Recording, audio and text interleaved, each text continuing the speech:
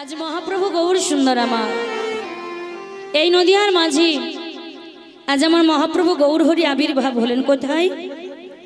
শ্রীধাম নবদ্বীপের মাঝে। তাহলে আমাদের জানা দরকার মাগো এই গৌর সুন্দর কে। শাস্ত্রে কি বলছেন? ব্রজেন্দ্র নন্দন যে সচিসুত হইল সে বলরাম হইল নিতাই।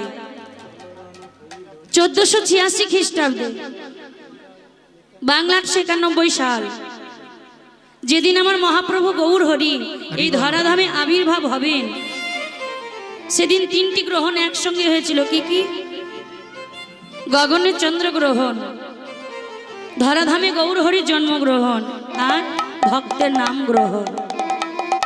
দাপর শেষে কলির প্রথম সন্ধ্যায় দোল পূর্ণিমার তিথি, চতুর্দিকে যখন শ্রীখোল করতালের ধ্বনি, চতুর্দিকে যখন উলুর ধ্বনি, এমতো সময় অদ্বৈত প্রভুই আমার দুটি নয়নের জলে কেঁদে কেঁদে বলছে, দয়াময় ও দয়াময়, শুনেছি তুমি কৃপাময়, শুনেছি তুমি করুণার সাগর, শুনেছি তুমি দীনদয়াল কাঙালের ভগবান।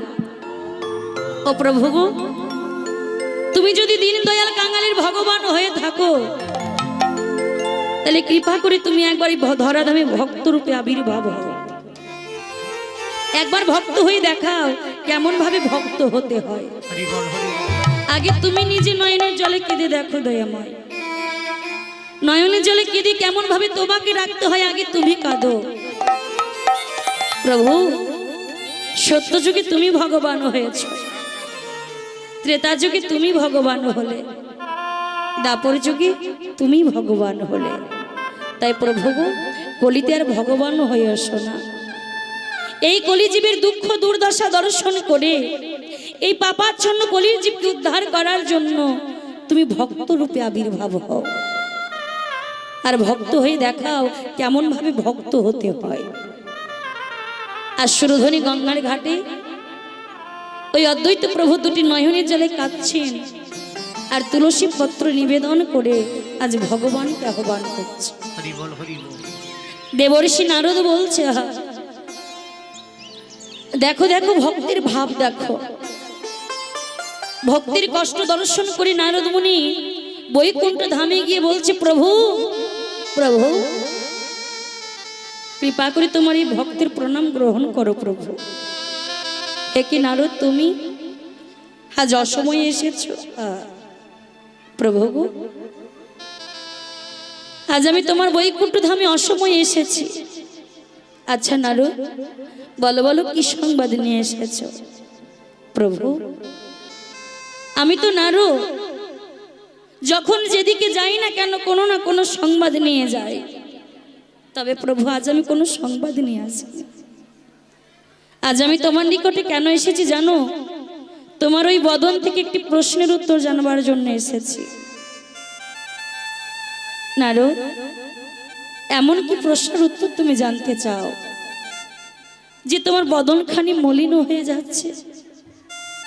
এমন কি প্রশ্নের উত্তর তুমি জানতে চাও নারদ যে তোমার নয়নের জলে বুক ভেসে যাচ্ছে? প্রভু,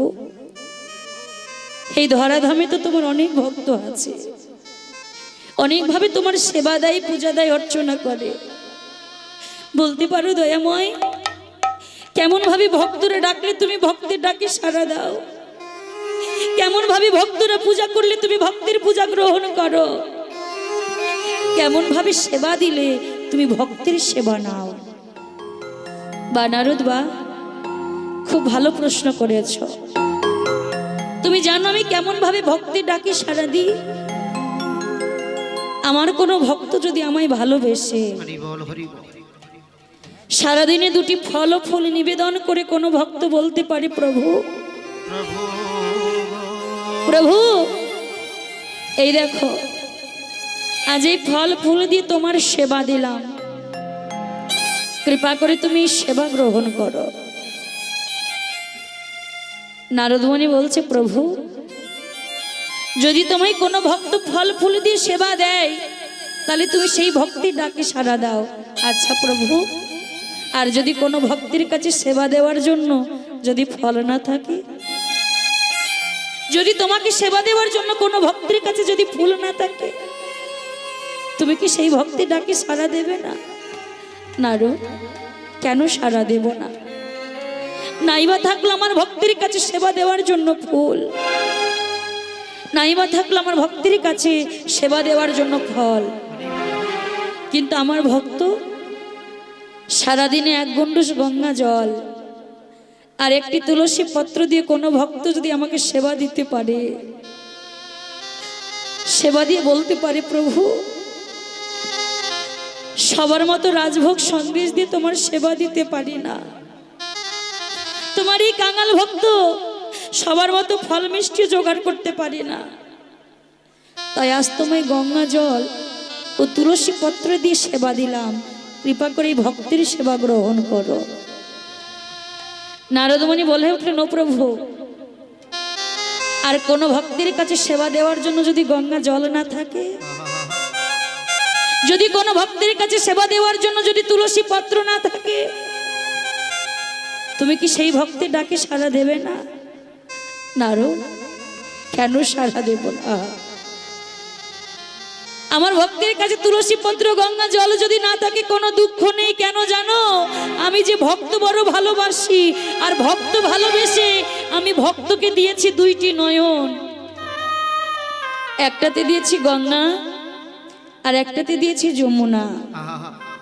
আমার কোনো ভক্ত যদি দুফোঁটা নয়ন গঙ্গা জল আর মন তুলসী দিয়ে আমাকে ডাকতে পারে, আমি যে সেই ভক্তের ডাকে সাড়া দিই। আহা প্রভু, তুমি যদি ভক্তকে এত ভালোবাসো, তাহলে ভক্তকে কেন এত কাঁদাও?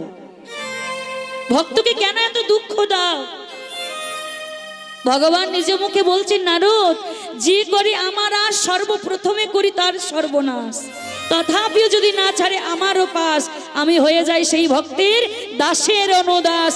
নিতাই গৌর হরি বল, হরি হরি বল। দেখবেন মায়েরা, যে ভক্ত যত ভগবান ভগবান করে, যে ভক্ত যত কৃষ্ণ কৃষ্ণ করে, ভগবান সেই ভক্তকে তত দুঃখ দেয়, তত কষ্ট দেয়। কেন? ভগবান ঘষে মেজে দেখে নেয় যে আমার ভক্ত কতটা কষ্ট সইতে পারে, কতটা দুঃখ সইতে পারে, ভগবান ঘষে মেজে দেখে নেয় মা। তাই অদ্বৈত প্রভু যখন দুটি নয়নের জলে কেঁদে কেঁদে ভগবানকে আহ্বান করছেন, আজ ভক্ত ভগবানকে আহ্বান করছেন।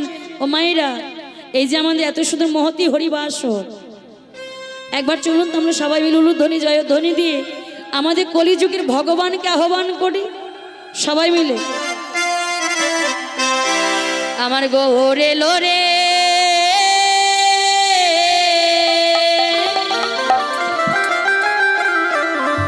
এই সোনার নদিয়া,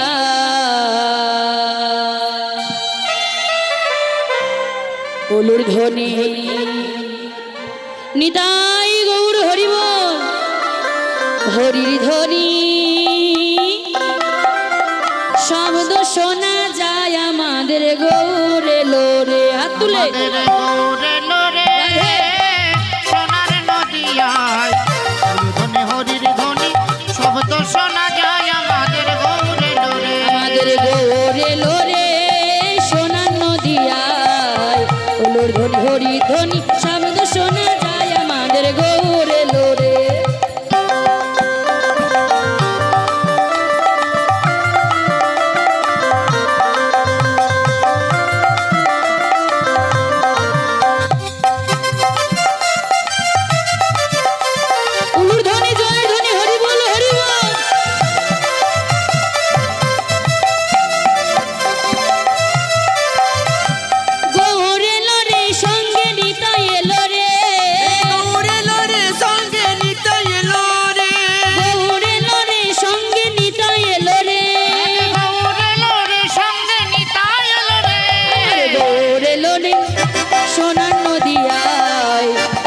হরি ধ্বনি শব্দ শোনা যায় আমাদের গৌর এলো রে, আমাদের গৌর এলো রে, সোনার নদিয়ায় ধ্বনি হরির ধ্বনি শব্দ শোনা যায় আমাদের গৌর এলো রে।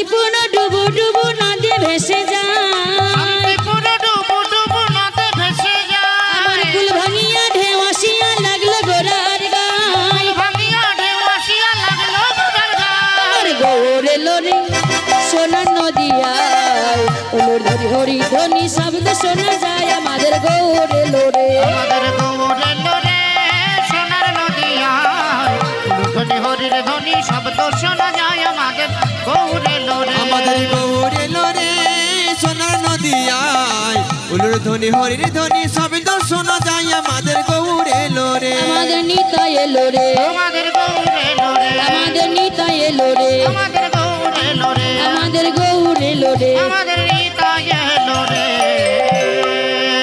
তাহলে গৌর হরি কোথায় আসলো মা? আপনাদের এই পারুল দোহে, তাই না? কি মায়ের আপনাদের এই পারুল দোহে তো আসেনি? এসেছে?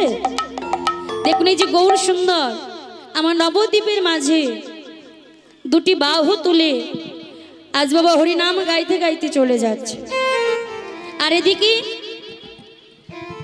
বিষ্ণুপ্রিয়া,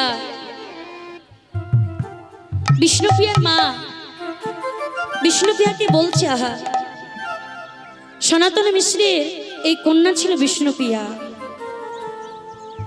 বিষ্ণুপ্রিয়ার মা বিষ্ণুপ্রিয়াকে বলছে, বিষ্ণুপ্রিয়া সারাদিন তো ঘরে ঘরে বসে থাকিস, আজ যা সুরধনী গঙ্গার ঘাটে থেকে এক কলসি জল নিয়ে আয়। দেখুন মায়েরা, মেয়েরা যদি আমাদের ঘরে বড় হয়, মায়েদের কর্ম থাকে কি, ছোট থেকে মেয়েকে আস্তে আস্তে হাতের কর্ম শেখানো, মানে কাজ শেখানো বাড়ি, তাই না? কি গো মায়েরা শেখান তো ঘরে নিজ নিজ মেয়েকে, বাবা পরে ঘরে দিতে হবে বলে কাজ শেখাই না আমরা। হ্যাঁ, তো বিষ্ণুপ্রিয়ার মা বলছে, এত বড় হলি ঘরে বসে থাকিস, ঘরে বসে না থেকে আজকে এক কলসি জল ওই গঙ্গা থেকে নিয়ে এসে দে। দেখুন মায়ের, এখন যে সুরধনী গঙ্গা, ওই যে শ্রীধাম নবদ্বীপ দর্শন করছেন, আগেকার দিনে এরকম ছিল না, এত ঘর বাড়ি এত রাস্তা পরিষ্কার ছিল না মা, বড় বড় জঙ্গল ছিল, আর ওই জঙ্গলের মধ্যে দিয়ে ওই বিষ্ণুপ্রিয়া কলসিটা কাটতে নিয়ে যমুনায় ওর বাবা ওই সুরধনী গঙ্গার ঘাটে জল আনতে যাচ্ছে। আর যেই না গঙ্গায় নেমে জল আনছে, ওই সোনার কলসিটা, হরিবল যে কলসি নিয়ে জল আনতে গেছে, ওই সুরধনী গঙ্গার ঘাটে যেই না জল ভরতে যাবে, অমনি সেই পথ দিয়ে বাবা যাচ্ছিল কে, গৌর সুন্দর। আর গৌরের যে অঙ্গের রূপ, আহা সেই রূপ পড়েছে সুরধনী গঙ্গার ওপরে। আর গঙ্গার উপরে ওই যে জল নিচ্ছিলেন, জলের উপরে যে ছাটা, ওই ছাটাটাকে দর্শন করেছে বিষ্ণুপ্রিয়া বাবা। ওই গৌর নয়নে নয়ন দিয়ে আজ বিষ্ণুপ্রিয়া অঝরে কাঁদতে শুরু করেছে। যেই না গৌর নয়নে নয়ন দিয়ে অঝরে কাঁদছেন, এদিকে বিষ্ণুপ্রিয়া যে কলসিটা নিয়ে জল ভর্তি ছিল মায়েরা, ওই গৌর নয়নে নয়ন দিয়ে যমুনা হয়ে ওই কলসি ভেসে গেল। অঝরে কাঁদছেন, খালি হাতে ঘরে ফিরেছে বাবা, আর ঘরে এসে অঝরে কাঁদছে। যেই না অঝরে এসে কাঁদছে, ওই কাঞ্চনার মা বলছে, ভালো মেয়েকে পাঠালাম ওই গঙ্গায় জল আনতে, এসে দেখছে মেয়েটা কাঁদছে, তাহলে মেয়েটার কিছু হয়েছে হয়তো। ও বিষ্ণুপ্রিয়া, তুই এমন করে কাঁদছিস বা তোর কি কিছু হয়েছে? আর এই যে তুই জল আনতে গেলি, তোর জল কোথায়? কোনো কথা বলছেন না মা। কেন? কেমন করে বলবে? সে যে অনুরাগের কথা মা, সে যে ভালোবাসার কথা, ওই যে গোড়ানোপে নয়নে দিয়ে আজ ওই বিষ্ণুপ্রিয়া মনে প্রাণে জীবন জীবনে সব ওই নয়নে দিয়ে দিয়েছে বাবা। আর ভালোবাসার কথা দেখবেন মা বাবা গুরুজনের সঙ্গে বলা যায় না, তাই কোনো কথা বলছে না, যত জিজ্ঞাসা করছে তত অঝরে কাঁদছে। মায়ের মন, মা ভাবছে মেয়েটাকে হয়তো কোনো ভূতে টুতে ধরেছে। ভালো মেয়ে জল আনতে পাঠালাম, এসে দেখছি একভাবে কথা বলছে না, শুধু কেঁদেই যাচ্ছে, নিশ্চয়ই কোনো ভূত পেত আলগা বাতাস টাতাস লেগেছে। কি গো মায়ের, আমরা বলি না মায়েদের মন সর্বক্ষণ খারাপ চিন্তাটাই ধরে। যেই না সনাতন মিশ্রকের কাছে গিয়ে বলছে, স্বামী আমাদের মেয়েটা কেমন ভাবে কাঁদছে, কারোর সঙ্গে কথা বলছে না, তুমি দেখো কিছু করা যায় কিনা। আর জগন্নাথ মিশ্র আমার কাঞ্চনার সম্মুখে এসে দেখছি অঝরে কাঁদছে, কারোর সঙ্গে কোনো কথা বলে না। দেখছে মেয়ে তোর লক্ষণ ভালো নাই, তাই কি করলেন, ওই বিষ্ণুপ্রিয়ার মরমের সখী ছিল কাঞ্চনা, তাই তাড়াতাড়ি করে ওই সনাতন মিশ্র গেলেন, কাঞ্চনা, কাঞ্চনা, ও কাঞ্চনা, বলুন কি হয়েছে। কাঞ্চনা চল চল, তোদের প্রিয়া যে আর আমার সাথে কারোর সঙ্গে কথা বলছে না, তার যে কি হলো, শুধু একভাবে কেঁদেই চলেছে। যেই না বিষ্ণুপ্রিয়ার কাছে কাঞ্চনা গিয়ে দাঁড়িয়েছে, বাবা অঝরে কাঁদছে, ওই বিষ্ণুপ্রিয়ার গলাটা জড়িয়ে ধরেছে কাঞ্চনা। ও সখী বলে না তোর কি হয়েছে, এমন করে কাঁদছিস। যেই না অঝরে কাঁদছেন, দেখোর মা এতক্ষণ কোনো কথা বলতে পারেনি, যেই না কাঞ্চনাকে দর্শন করেছে, ওরে সখী এসেছিস তুই, এসেছিস। জানিস সখী, আজ আমার এমন কি দশা হয়েছে, আমি যখন সুরধনী গঙ্গার ঘাটে জল আনতে গেলাম, জল আনতে গেলাম, আরে যমুনায় জল আনতে গিয়ে এমন এক রূপের মানুষকে আমি দর্শন করে ওই রূপের মানুষকে দর্শন করি আমার জাতিকুল মানুষ সব হারালো, আমি সব হারালাম। জানিস কাঞ্চনা, আমি যাকে দর্শন করলাম তার এত রূপ, সেই রূপের কথা আমি কেমন করে তোকে বলবো। জানিস কাঞ্চনা, রূপ দেখেছে আমার নয়ন, আর তোকে বলবে কি বদর, যে দেখেছে সে বলতে পারে না, আর যে বলতে পারে সে দেখেনি। তাই যেই নজরে কাঁদছে, কাঁদিস না, কাঁদিস না বিষ্ণুপ্রিয়া, আমার কাছে খুলে বল সেই তো রূপের মানুষটি কেমন। অজানন অমৃত ভুজ গৌর বর্ণ স্বর্ণ কান্তি, সেই রূপের মানুষটি কেমন জানিস সখী। আহা, সোনার মতো তার অঙ্গ। সখী রে, সোনা বললেও তো সোনাকে কম বলা যায়, কিন্তু আমি যাকে দেখেছি সোনার সঙ্গে তুলনা করেও হবে না। সে যে সোনার থেকে আরো বেশি, সোনার তো খাত আছে, কিন্তু আমি যাকে দেখেছি তার কোনো খাত নেই। দেখবেন মা, আমরা যে দামি দামি অলংকার পরি, স্বর্ণের অলংকার,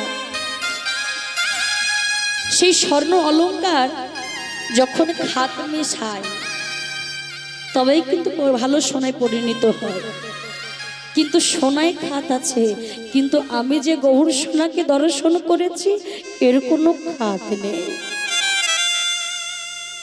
জানিস কি, আকাশে যে চাঁদ, চাঁদেরও কলঙ্ক আছে, কিন্তু আমার ওই প্রভুর কোনো কলঙ্ক নেই। আকাশের চাঁদের কলঙ্ক আছে, কিন্তু আমার গৌর চাঁদের কোনো কলঙ্ক নেই রে কাঞ্চনা। বলছে কি বলছিস প্রিয়া, কি বলছিস? আকাশের চাঁদের থেকেও কেউ সুন্দর হতে পারে? বলছে আকাশের চাঁদ, তার কলঙ্ক আছে, চাঁদের কলঙ্কটা কি মা? দেখবেন আকাশে যে চাঁদ দেখা যায়, ওই চাঁদের স্ত্রী কটা জানো? চাঁদের 26টা স্ত্রী। ওই দক্ষ রাজা 27টা কন্যার মধ্যে 26টাকে বিবাহ করেছে এই চাঁদ, আর সব থেকে ছোট কন্যা ওই পার্বতীকে বিবাহ করেছেন আমার ভোলানাথ। 26টা কন্যাকে বিবাহ করা সত্ত্বেও ঘরে 26টা স্ত্রী থাকছে বাবা, তার সত্ত্বেও ওই চাঁদের দেখুন মা, ওই যে রূপ, ওই রূপের মোহিত করলেন কাকে? ওই যে দেবগুরু বৃহস্পতির পত্নী তারা, ওই তারাকে বাবা ওই রূপে মোহিত করে হরণ করে নিয়ে চন্দ্র পালিয়ে যাচ্ছে। দেখুন দেবগুরু বৃহস্পতি বলছে, চন্দ্র ওটা যে তোর গুরু মা, ফিরিয়ে দে, ফিরিয়ে দে, যা ভুল করছিস, যা পাপ করছিস ক্ষমা করব, ফিরিয়ে দে।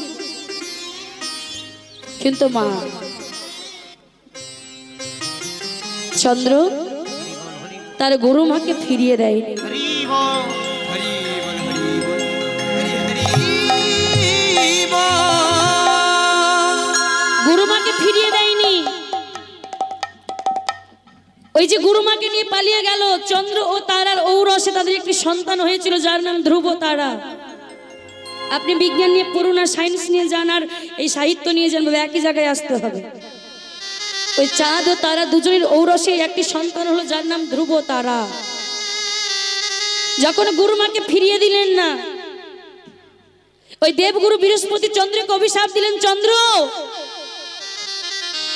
তোর এই যে রূপের অহংকার, আজ আমি তোকে অভিশাপ করছি, তোর এই রূপ একটু একটু করে ক্ষয় হতে হতে 15 দিনে দিন ক্ষয় হয়ে 16 দিনে তুই মারা যাবি। নিতাই গৌর হরি বল, হরি বল। হরি বল। দেখুন মানে সমস্ত বাণী মিথ্যা হয়ে যেতে পারে, কিন্তু গুরু বাণী কখনো মিথ্যা হয় না। ওই গুরুদেবের অভিশাপ ফলে গেল চন্দ্রের। চন্দ্র একটু একটু করে ক্ষয় হতে শুরু করেছে। আর চন্দ্র যখন একটু একটু করে ক্ষয় হচ্ছে মা, চন্দ্র যখন এক অংশ হয়ে গেছে, চন্দ্রের স্ত্রীরা সকলে চিন্তায় পড়ে গেছে, স্বামী যদি মরে যায় তাহলে আমাদের কি হবে। কি করলেন? সবাই মিলে গেলেন বাবা ভোলানাথের কৈলাসে। ওই যে ছোট জামাই ওই ভোলানাথের কৈলাসে গিয়ে বলছে, জামাই জামাই আমরা বড় বিপদে পড়ে এসেছি জামাই। আচ্ছা মায়েরা বলুন তো, এই যে চন্দ্রের স্ত্রী সকলেই যারা এসেছে তারা ভোলানাথের সম্পর্কে কে হয়? শালিকা, তাই না? সকলকে দেখে বলছে, হ্যাঁ গো তোমরা যে একসঙ্গে সবাই এসেছো, কোথায় বসতে দেবো? বলছে, জামাই আজ আমরা বসতে আসিনি, আজ আমরা তোমার কাছে কেন এসে যেন বড় বিপদে পড়ে এসেছি। কি?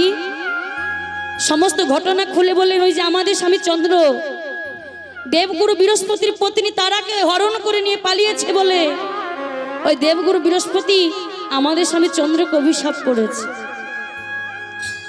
ওই চন্দ্র একটু একটু করে ক্ষয় হতে হতে 15 দিন ক্ষয় হয়ে 16 দিনে মারা যাবে। তো চাঁদ আজকে 15 দিন এক অংশ বেঁচে আছে। জামাই কৃপা করে তুমি আমাদের স্বামীটাকে বাঁচিয়ে দাও। ভোলানাথ সমস্ত ঘটনা শুনে বলছে, এ তো দেবতাদের কলঙ্ক, এ যে পাপ করেছে তোর মরে যাওয়া ভালো। কিন্তু তোমরা যখন আমার কাছে বিশ্বাস করে ভরসা নিয়ে এসেছো, আমি মৃত্যুকে জয় করেছি। এই যে ভোলানাথ সত্য ত্রেতা দাপর 3 যুগে তার মৃত্যু হয়নি, মা মৃত্যুকে জয় করেছেন। তাই বলছে, শোনো, যতক্ষণ তোমাদের স্বামী আমার এই জটাই থাকবে তোমাদের স্বামী মারা যাবে না।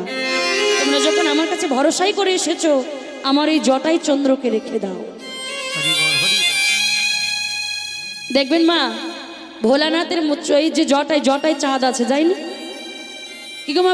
ভোলানাথের জটায় চাঁদ দেখেছেন? ওই জন্য ভোলানাথের আরেক নাম চন্দ্রচূড়। ওই মস্তকে জটায় চাঁদ রেখে আজকে গেলে সকল স্ত্রীরা বিধবার বেশ ধারণ করলেন।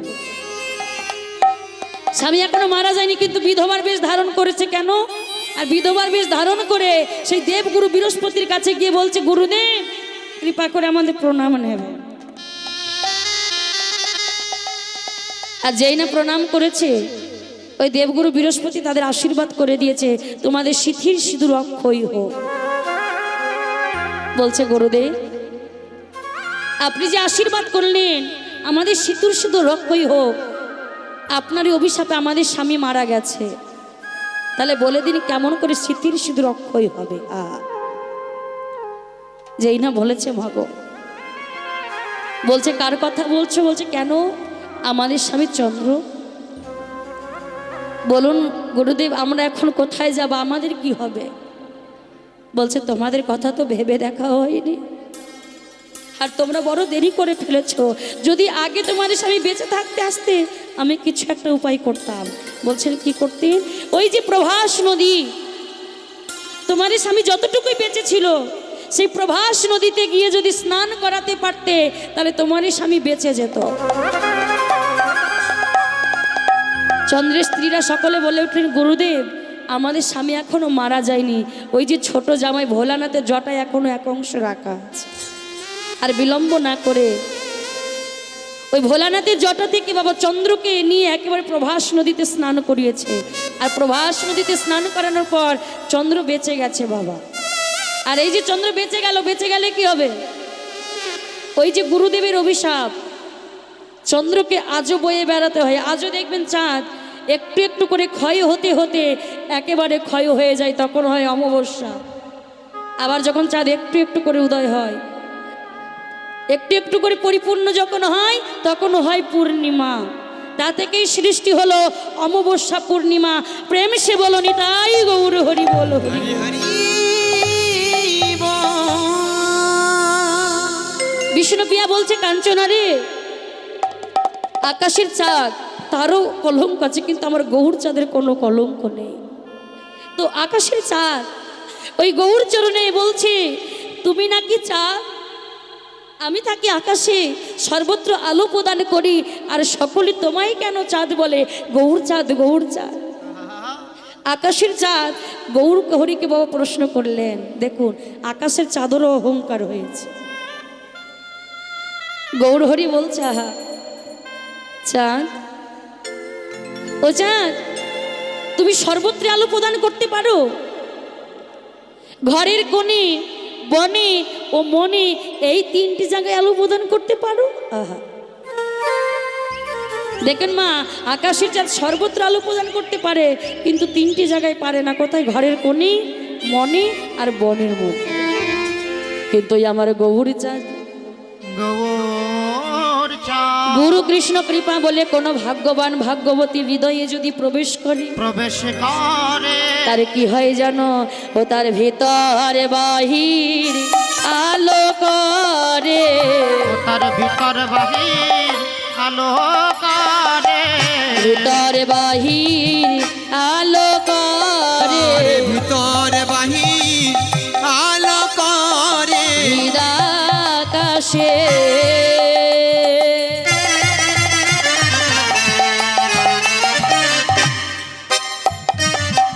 উদয় হয়ে ভিতর বাহির আলো করে। ভক্তের হৃদাকাশে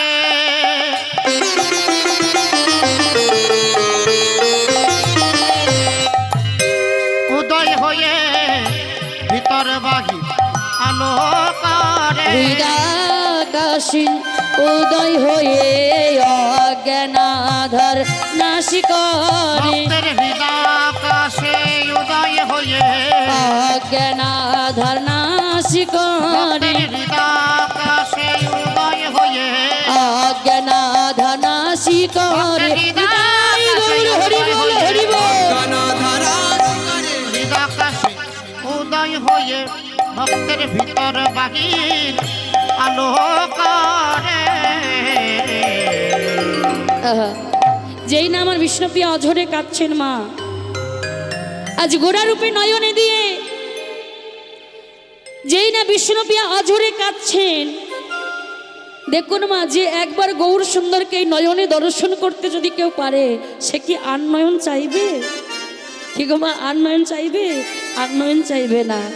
তাই যেই না আমার অঝরে কাঁদছেন আর বলছেন, গোরা গোরা করি মোর কি হলো বিয়াদি, গোরা গোরা করি মোর কি হইল ব্যাধি, গোরা গোরা করি মোর কি হলো বিয়াদি, গোরা গোরা করি মোর কি হইল ব্যাধি, অনুক্ষণ গোরা পেন হিয়ার মাঝে জাগি, কোন গোরা রূপ নিধি, অনুঘন পড়ে মনে গোরা গুণ নিধি, কি করিব কোথা যাব, কি করিব কোথায় যাব, কি করিব কোথায় যাব, কি করিব কোথা যাব, আমার কাছে খুলে বল না কি করিব কোথা যাব, আমার কাছে খুলে বল না কি করিব কোথা যাব, আমার কাছে খুলে বল না কি করিব কোথা যাব, আমার কাছে খুলে বল না ওরে ওরে ও কাঞ্চনা নিতাই গৌর হরি বল হরি ও বল। কাঞ্চনা, আমার কাছে খুলে বল না, ওরে ওরে ও কাঞ্চনা, আমার কাছে খুলে বল না, ওরে ওরে আমি কি করিব কোথায় যাব অনুক্ষণ গোরা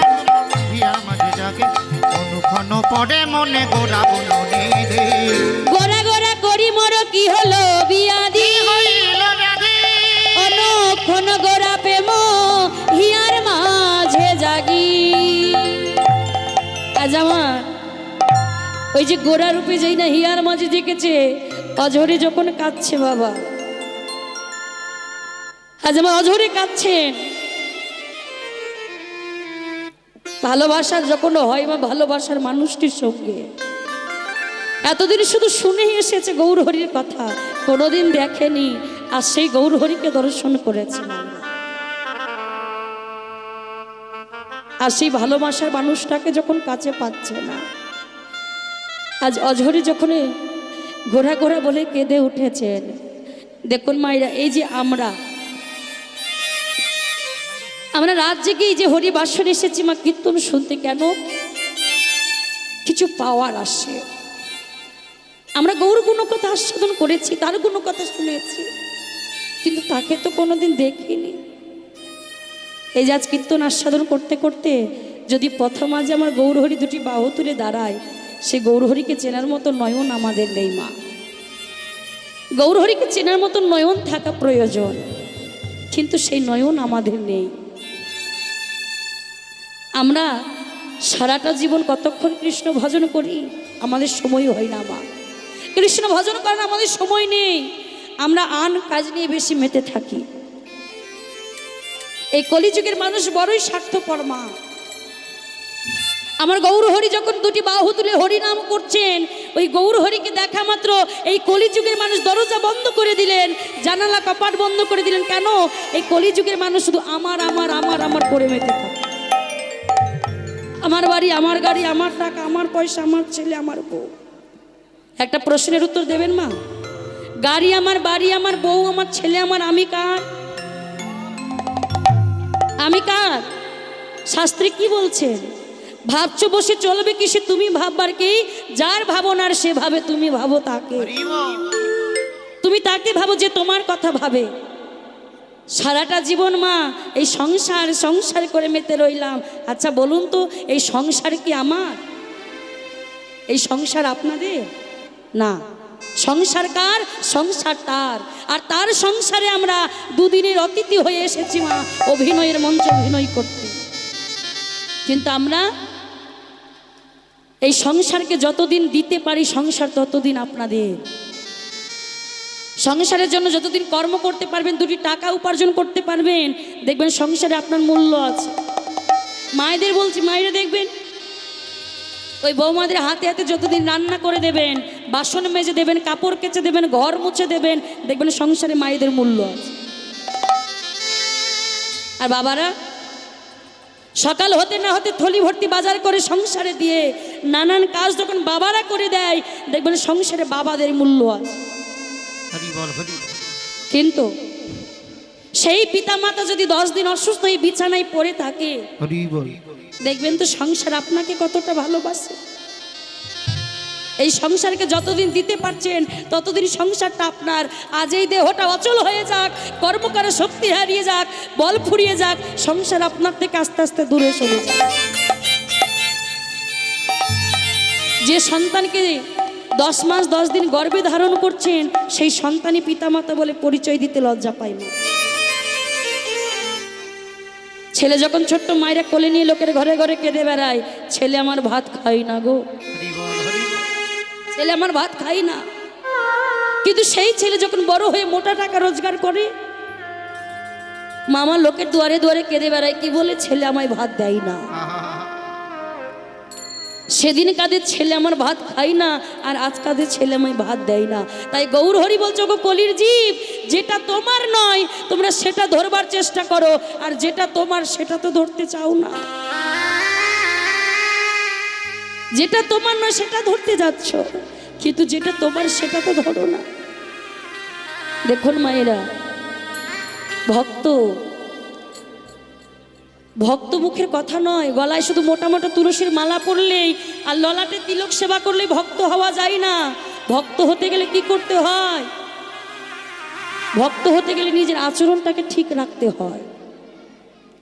এই যে গৌর সুন্দর, নবদ্বীপের মাঝে গৌর হরিকে কত অপমান করেছেন, কত দুঃখ দিয়েছে